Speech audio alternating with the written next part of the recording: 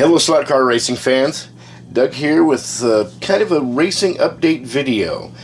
For you guys that have been following my channel, you've seen that I've been running out at Dallas Slot Cars lately. Over about the past, I guess about 8 months, I started showing up out there, and initially I took some videos and just asked questions and started seeing what kind of money it was going to take to get involved.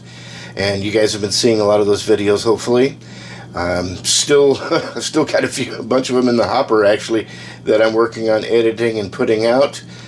But I have never been able to get any videos of me racing on the race days because it's really intense and fast-paced when you're doing the racing. Basically, the track has 8 lanes, and I'll give you guys kind of an update, or kind of I guess a summary of what happens at the racetrack on race days. And for you folks that are interested in dabbling in this, that haven't done it before, you're definitely going to be interested in listening or watching this video.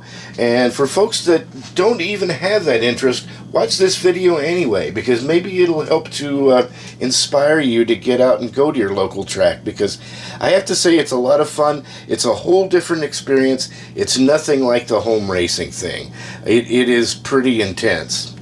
And now here, I live in the Dallas-Fort Worth Metroplex area, and there's been a pretty solid slot car community in this area for, since back when slot cars were really popular, back in the 50s, 60s, and the 70s. Even in the 80s, when I was doing a lot of radio-controlled car racing towards the end of the 80s and the early 90s, there was a slot car track right next door to the radio-controlled car racetrack, and that place was doing gangbusters business back then. Now, the track these days doesn't do as much business, and a lot of it seems to really be involved in the drag racing, much more so than road racing. But I'm more of a road race person myself. I've experimented a little bit with the drags, and it didn't really do very well, and I haven't, kind of got my shit together on that one, so to speak. But road racing I do enjoy more, and so that's what I've been leaning towards. So after going out to the track a couple of times, taking some videos that you guys have seen, I invested in my first car, which was an LMP, this JK LMP. This is just a body from it right now, but this is the body that came on the car. It was a J&K LMP, or JK products, I guess, not J&K, JK products. And this body came on, well, a chassis I don't have here at the moment. Okay, but anyway, it's a standard JK ready-to-run chassis, just like this one right here. And I didn't realize it at the time, but JK makes a bunch of different chassis, and this is basically what you would call their beginner's chassis. It has a lot more metal to it than the other ones, and it is a bit heavier. But this JK, I guess let's call it the introductory JK chassis, with a decent body on it like this one right here, this is this newer style of body, will actually run half decently, supposedly, in the NASCAR class. So I basically bought what would have been used as a NASCAR chassis with a LMP body and started trying to race in the LMP class, because LMP was the next race that was coming up. Now, they basically race the road course every couple of weeks out there, but they rotate through all the various classes. You've got your LMP, which is actually, this is what they're running these days. You've got your LMPs, you've got NASCAR, it's another one of the classes they run. Then they run Indy, and these are all the, I guess I would call them more modern chassis cars. And then they also run a couple of retro classes, Retro Can-Am and Retro F1. And for those classes, you have to have the homemade brass soldered up chassis, and so I don't have any of them. I haven't gotten into soldering at my own chassis yet, so I'm just doing the ones where you can purchase the chassis off the shelf and go run it, right? So I've got NASCAR, LMP, and the Indy. So I can't run every 2 weeks. And then as time goes on, of course, maybe the race day comes up that you could race that class, but you got something else going on that day, so you don't get to race. So, you know, it ends up being a little bit of time in between races sometimes. But so I bought my first LMP car that I've showed you guys me running the car with this body on it in earlier videos. And I thought it was doing pretty good. Entered in the first contest and got my butt whipped. These guys are running completely different bodies. They're running the modern LMP bodies, and let me show you what that one looks like. And these have massive amounts of downforce. They're just tiny little low wedges with huge back wings. And I'm going to try to show you these two next to each other if I can. I don't think it's going to be able to show up that well on camera, but the wing is just, well, I can't really hold it in a way that lets you see it on camera very well. But the wing on the back, you just have to take my word for it. Let me see if I can do it this way. What if I do it like that? Okay, that's probably a little bit easier to see. You can tell, first of all, the body on the left, the modern one, is much longer, lower, wider, and has a much taller rear wing. So the ground effects of these two bodies are night and day from each other. Well, I figured I didn't know what I was doing anyway. I was just going to be a back marker. So I went ahead and ran my ready-to-run car against these guys running their you know, well set up stuff. And I got my butt kicked. But everybody was really, really helpful, and that's one of the wonderful things about this hobby is that, you know, everybody wants to, it seems like everybody kind of wants to see you succeed. They also want you to quit crashing them off the track, so they want to do what they can to help you. And so I got a lot of help from people, and, you know, was able to slowly improve. But I was kind of stubborn. I wanted to run this body until it was wore out, so I ran it for a couple of different race nights or race days, and I really didn't do all that well. But, you know, it was my game. It was what I was trying to do. I didn't want to, I had already bought a couple of the correct bodies and started painting on them, but I didn't have them all fixed up yet. So for a couple of races, I ran this body, and I got my ass whipped, but I had a lot of fun, and I learned a lot. Well, then, actually on that first race day when I showed up with that car, by that time I had already bought basically this car here, which had this body on it and this chassis. It's also basically the same style of JK, and I'd gotten it used off of Facebook or eBay for a good price. So I figured, okay, that'll give me an extra chassis. I can set one up for NASCAR and one up for LMP to get me started. Well, I took this basically was, like I said, it was this chassis, and I had painted up a NASCAR body for it, which looked a lot like this one, which is the correct NASCAR body, the ones that people are using. Now, once again, have a look at how this body is designed. It is all about downforce. Look at the huge wing on the back of there. This is kind of a previous generation of NASCAR bodies. See, it's got just a tiny little spoiler, and the whole thing is like a break in the wind. So it's night and day between driving a car with this kind of a body versus a car with this kind of a body.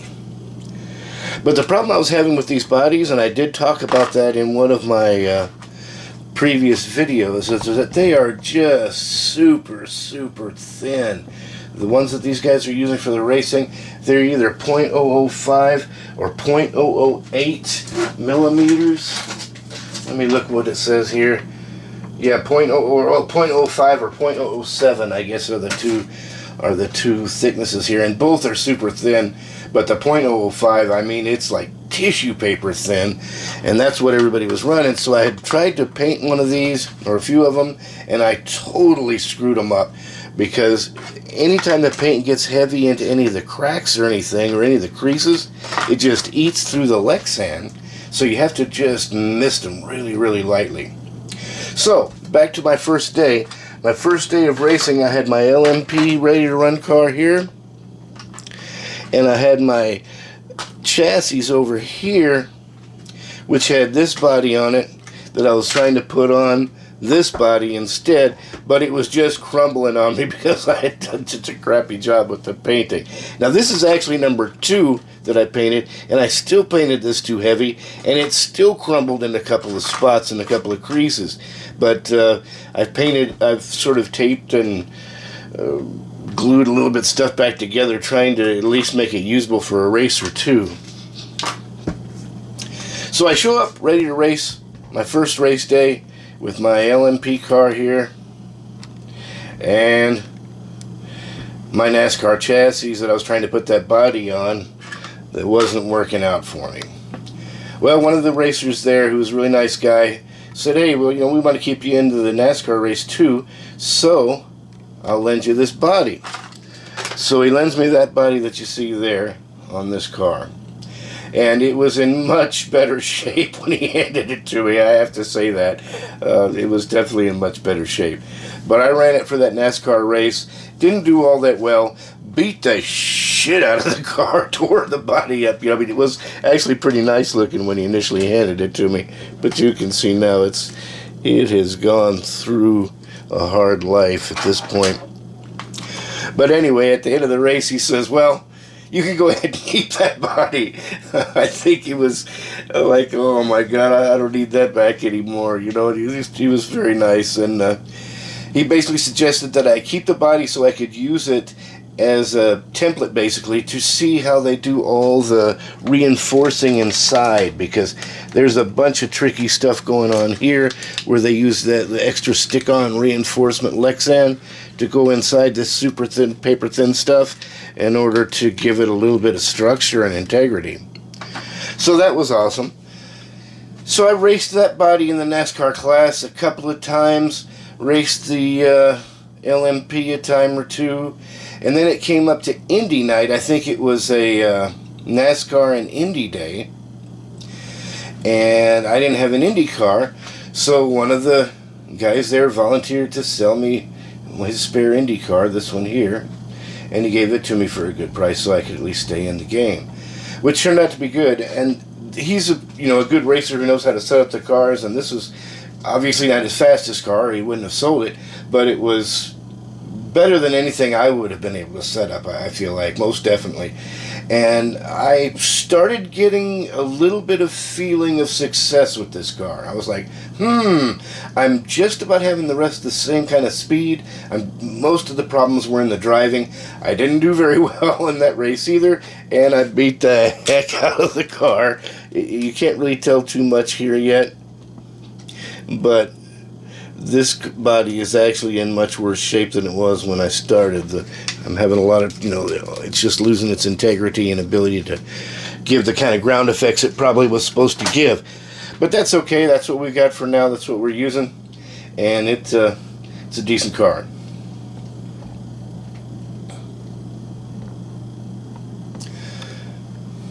So that kind of brings you up to date on the cars.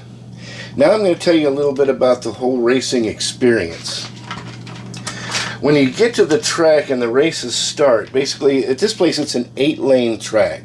So depending on how many racers show up, obviously it kind of changes things. But just as an example, let's say if we have 8 racers, everybody always gets one of these sticker sheets.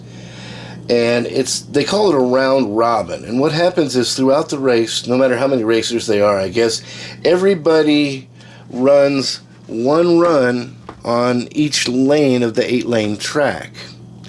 So let's say if you start on red, they run it around counterclockwise. So if you start on red, then the next run you're going to be on green for the next stint, then you're going to be on blue for the next stint, and then purple, black, yellow, orange, white. It goes around like that. But the stints are 3 minutes long, and you only have 3 minutes in between the stints in order to change the sticker on your car. You have to pull off the sticker there, like you see. You pull off your sticker, stick on the new sticker, try to cool the motor a bit, because usually the motors are getting pretty hot when you're running them hard like this. And, lube, put any oils and spray juice and all that kind of stuff you want to do to it, and then get it back on the track and get back to your spot. But you have to unplug your controller and move your controller over to the next track every time too. So let's say you started on red, you have to quickly unplug your controller, move your controller over to green, then go out to the track, grab your car, pull the sticker off of it, put the new sticker on it, try to cool the motor a little bit, get it ready, throw it back on the track, get back over to the driver's station and get ready to run, all in 3 minutes. And so it goes by really, really quick. It's pretty hectic. But it's, once again, like I said, it's a lot of fun, and it kind of keeps things moving along. A number of times I was not able to get back to the driver's stand before the race started, and that screwed me too, and that may have been one of the reasons why I didn't get as many laps as I could have. But that's just the way it goes, and you know, you do what you can and you keep trying to learn from it. I've got to figure out how to do things a little bit better. A lot of these guys...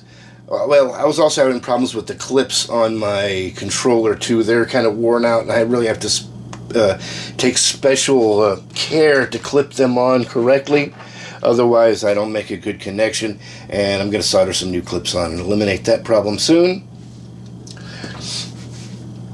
But that's what goes on with the races, and it's pretty hectic. You have to get out there, get your stuff done fast, and get back to the driver's station, be ready to go. And even just in the process of unplugging my clips, if I was trying to be careful about unplugging the clips, there's already the next racer up behind me going, "Hey man, get out of the way, let's go." But they're all, they're all kind about it and everything. Nobody's really getting pissed off. And as I said, you meet a lot of good people, and they're all very, very helpful as far as trying to get you up to speed with this hobby. So that makes it more fun too. As long as knowing that you have the support of your fellow racers rather than a bunch of angry people because you crashed them out. Which is not to say that I hadn't pissed some people off, because I probably have, but luckily they haven't gotten too angry about it, and they've still been willing to try to help. So I think that kind of brings you up to date on the previous, I guess it's been about 7 months. I've attended about 5 races so far. Haven't done really well.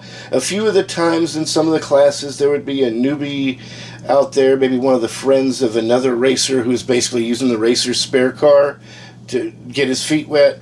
And I usually beat those people. But I've never really been able to beat the actual regulars out there so far. Or should I say up until yesterday. Spoiler alert, I beat one person on yesterday's races. So that about sums up the previous history. I'll come back with another video talking more about what happened yesterday. So stay tuned. And I've got some other things to show as well. Thanks for watching.